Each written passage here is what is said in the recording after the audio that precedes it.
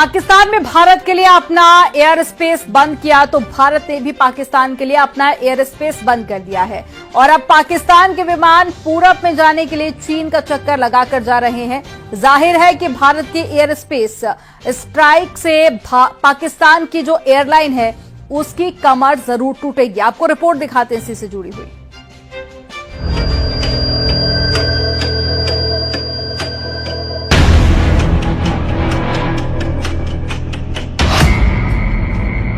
पाकिस्तान पर air space strike.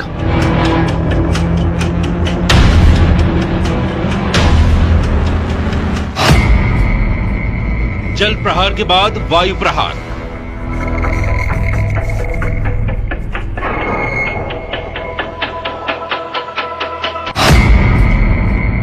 एक के बाद एक भारत की स्ट्राइक।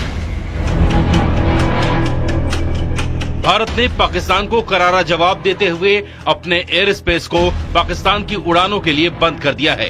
पाकिस्तान ने भारत के लिए अपना एयर स्पेस बंद किया, उससे भारत को ज्यादा फर्क नहीं पड़ने वाला, लेकिन पाकिस्तान को पूरब में जाने के लिए भारत के एयर स्पेस की सख्त जरूरत है। लेकिन अब उसको ये सहूलियत नहीं मिलने वाली और उस पर एयर स्पेस वाली स्ट्राइक से उसका तगड़ा नुकसान होने वाला है। भारत के ऊपर पाकिस्तान एयरलाइन की उड़ान बंद। पाकिस्तान के प्राइवेट जेट भी नहीं भर सकेंगे उड़ान। पाकिस्तानी मिलिट्री के विमानों को भी इजाजत नहीं। पीआईए के लीज पर लिए विमानों पर भी लगाई गई पाबंदी। पाकिस्तान के लिए भारतीय एयर स्पेस पूरी तरह बंद। अब पाकिस्तान के विमानों को कहीं भी उड़ान भरना होगा तो उसे पूरे चीन का चक्कर लगाना होगा और ये भी संभावना है कि उन्हें चीन में उतरना भी पड़े ताकि आगे के सफर के लिए वो ईंधन भरवा सके। जाहिर है भारत ने पाकिस्तान की कमर तोड़ने वाला एक और फैसला लिया है। इसका सबसे बड़ा असर पाकिस्तान इंटरनेशनल एयरलाइंस की कुआलालंपुर जाने वाली दो रूट्स पीके 8945 और पीके 8989 पर पड़ा है। पहले ये फ्लाइट्स लाहौर से भारत होते हुए कुआलालंपुर जाती थीं, जिससे दूरी कम और वक्त बचता था। लेकिन भारत के एयर स्पेस बंद करने के बाद अब इन्हें चीन होते हुए जाना पड़ रहा है। इस नए रास्ते से 3 घंटे ज्यादा समय लग रहा है। कल से ही ये फ्लाइट्स नए रास्ते पर उड़ान भर रही हैं। जैसे को तैसा की नीति पर चलते हुए भारत ने साफ कर दिया है कि जवाब अब सिर्फ जमीन से नहीं आसमान से भी मिलेगा। भारत एक ही जगह से नहीं पाकिस्तान को हर जगह से तोड़ रहा है। कभी डिजिटल स्ट्राइक, कभी वाटर स्ट्राइक, कभी डिप्लोमेटिक स्ट्राइक, कभी इकोनॉमिक स्ट्राइक और अब एयर स्पेस स्ट्राइक।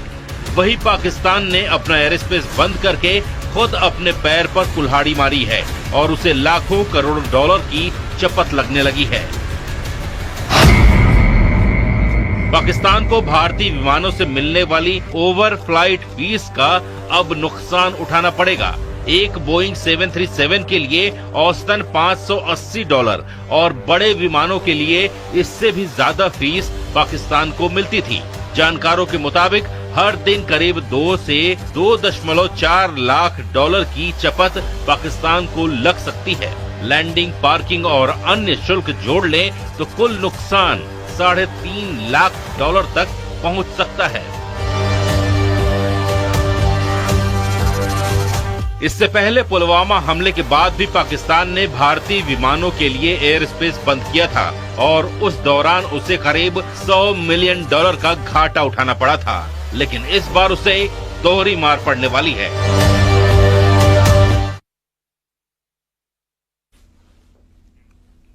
युद्ध के लिए पाकिस्तान में भी तैयारी शुरू हो गई है। पाकिस्तान खुद को बचाने के लिए पूरा जोर लगा रहा है। लाहौर और साथ ही रावलपिंडी से लेकर जो रिपोर्ट सामने आई है उससे पता चल रहा है कि जनरल मुनीर ने कम से कम 20 अड्डों पर फौज की तैनाती बदल दी है। आपको रिपोर्ट दिखाते हैं।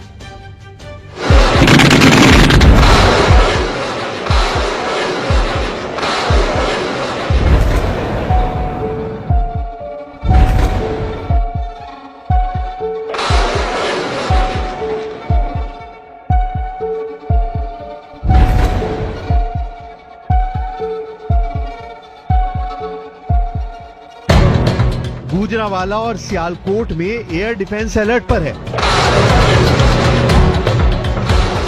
कराची में भी पाकिस्तान ने फाइटर जेट के दुश्मन मिसाइल सिस्टम को चौकन्ना कर दिया है। जनरल मुनीर के कमांडरों को यकीन है कि हमला होगा, जरूर होगा।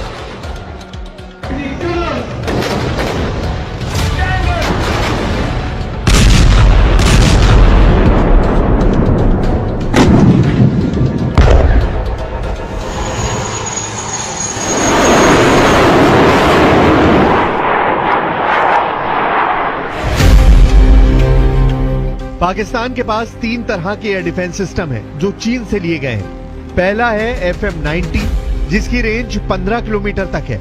दूसरा है HQ-16, इसकी रेंज 70 किलोमीटर तक है। तीसरा है HQ-9, इसकी रेंज 300 किलोमीटर है। और यही किसी भी एयर स्ट्राइक से बचने के लिए पाकिस्तान की सबसे बड़ी गारंटी माना जाता है। पाकिस्तान इस वक्त पूरी तरह डिफेंसिव है। उसे पता है कि कोई ना कोई स्ट्राइक तो जरूर होगी और इससे बचने का सिर्फ एक रास्ता है, वो ये कि सही जगह पर उसके सही हथियार तैनात किए जाएं।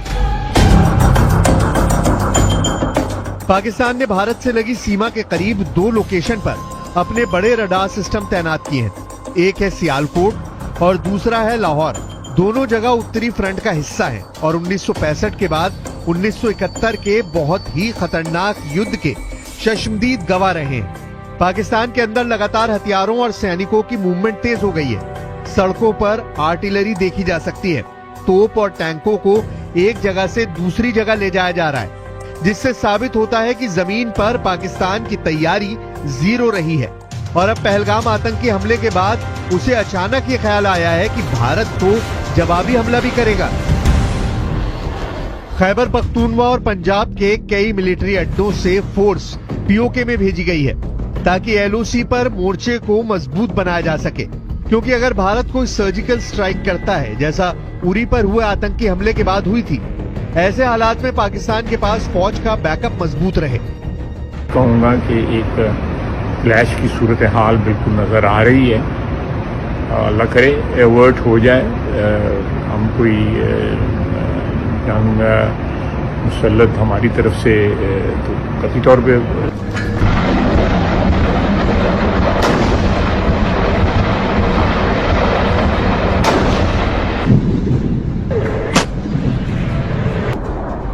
पाकिस्तान पूरी तरह घिर चुका है। आसमान, जमीन और समंदर, तीनों मोर्चों से पाकिस्तान को अटैक का खतरा सता रहा है।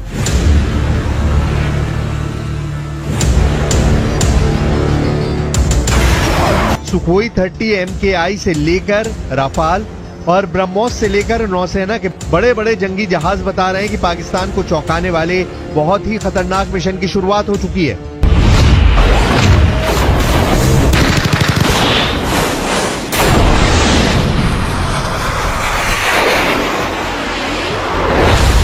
जनरल आसिम मुनीर को पता है कि उनको बहुत बड़ा सरप्राइज मिलने वाला है।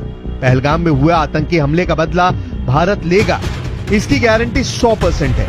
ऐसे में पाकिस्तान ने आसमान में बचने के लिए क्या तैनात किया है वो भी देख लीजिए।